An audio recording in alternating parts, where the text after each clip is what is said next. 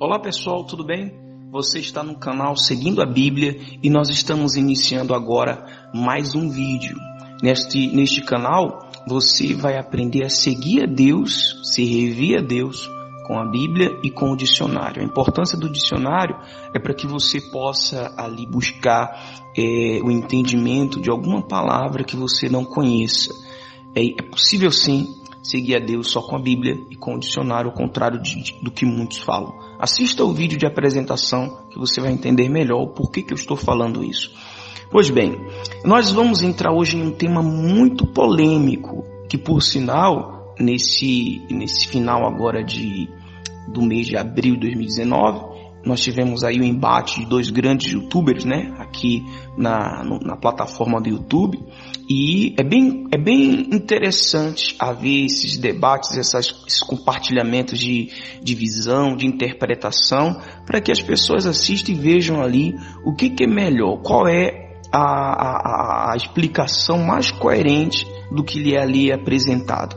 Eu vou aqui dar continuidade, mesmo antes de haver essa discussão aí, né, esse embate entre esses dois grandes youtubers aqui no meio cristão evangélico. Eu já tinha falado que íamos ter esse vídeo, né, já tínhamos falado no primeiro vídeo que a gente ia ter esse vídeo aqui falando dos desigrejados. Então vamos a um estudo agora. Eu vou citar os versículos bíblicos, você vai lá dar uma lida. Mas como alguns versículos do Antigo Testamento não é muito considerado, eu vou detalhar só uma passagem do Antigo Testamento, e as outras passagens eu só vou citar. Aí você vai lá e confere, você vai lá e confere, tá bom? Então, essa questão, essa importância de se congregar, que eu sou a favor, segundo ao estudo que eu fiz aqui das passagens bíblicas, essa questão do templo físico surgiu dentro de Davi, foi um desejo dele, porque ele observou o seguinte: eu moro numa casa muito bonita, em um templo, em um castelo, né, um palácio, e a arca que representava a presença de Deus está em tendas, em um lugar insignificante. Então ele desejou construir um templo para colocar ali a arca que representava a presença de Deus. Falou com Deus, Deus falou: olha Davi, você não vai construir esse templo porque você é um homem de muitas guerras, há sangue nas suas mãos. Mas, em outras palavras, Deus disse para ele que gostou da ideia e que esse templo ia ser construído não por ele, mas pelo seu filho, né, Salomão. Por falar nisso, muitos criticam Salomão, como se Salomão nunca fosse um homem que tinha sido guiado por Deus. Salomão perverteu-se no final da vida dele, sim, isso é fato, está evidente de maneira clara na Bíblia, mas Salomão, ele serviu a Deus, Salomão sacrificou a Deus, Salomão teve uma revelação de Deus, e o templo que ele construiu foi para a glória de Deus, sim, teve a aprovação de Deus, sim. A gente tem que deixar isso claro aqui, porque tem muitos aí que perseguem essa questão do templo físico e falam muito mal da importância de Salomão. Salomão, ele se desviou do caminho da justiça ali, né, induzido pelas mulheres dele, né, mesmo sendo um homem tão sábio, e infelizmente ele caiu ali nas ciladas do inimigo, do mal, através das esposas dele. Mas ele foi um homem sim muito usado por Deus. Tem muita coisa que a gente lê na Bíblia que foi ele que escreveu, instruído por Deus, né, pela sabedoria que Deus deu para ele.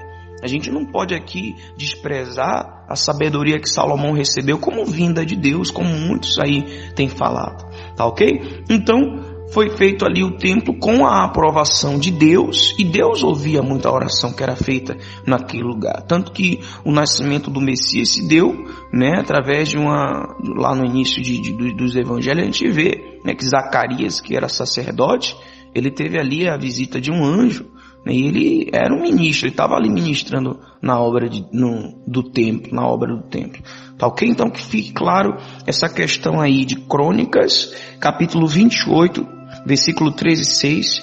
E aí, eu não vou citar Hebreus, só vou pedir para você anotar Hebreus 10, 25, que é o que mais se falam aí quando o assunto é desigrejados. Tem uma passagem de Timóteo capítulo 3, que é importante analisarmos também. a Bíblia, Timóteo, melhor dizendo, o livro de Timóteo foi escrito por Paulo.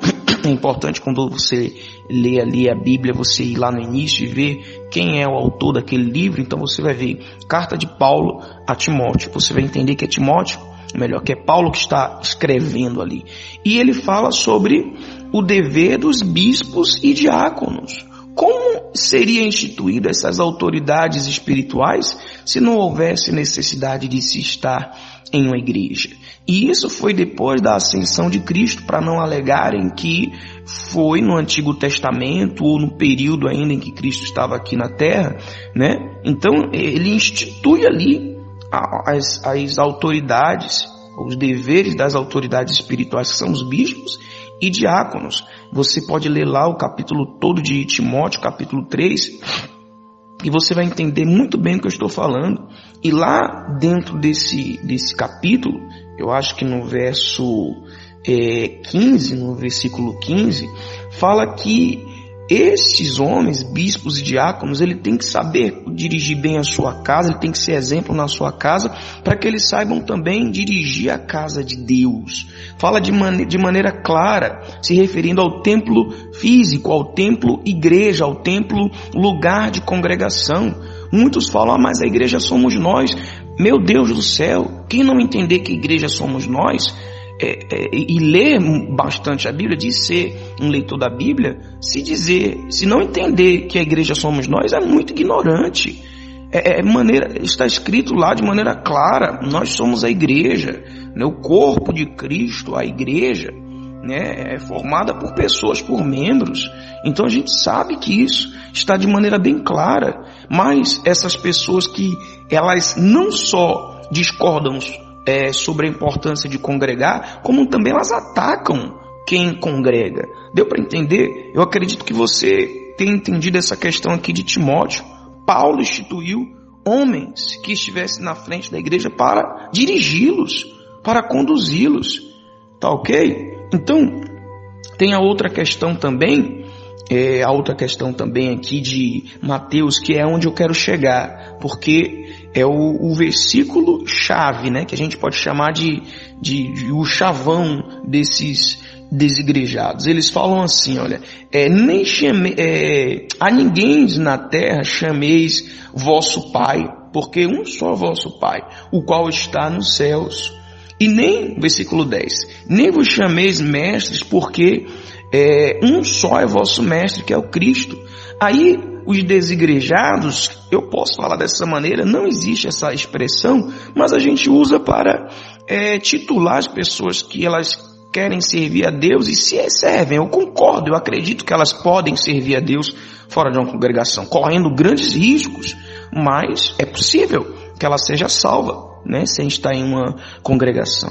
Mas o que nós temos que observar nesta passagem, em nenhum momento aqui, se você ler o texto, você vai entender o contexto aqui dessa passagem. Ele não está dizendo que você não pode estar na igreja.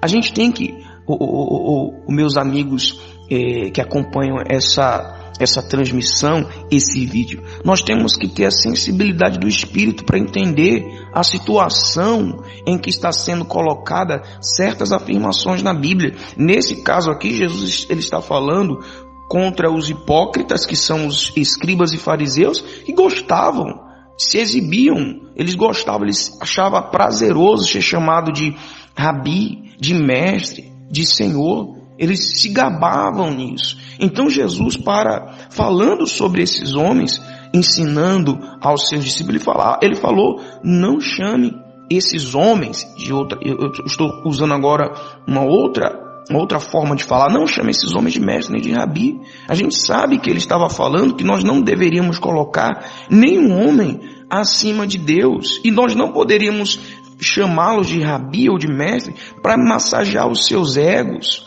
para fazê-los se tornarem mais orgulhosos.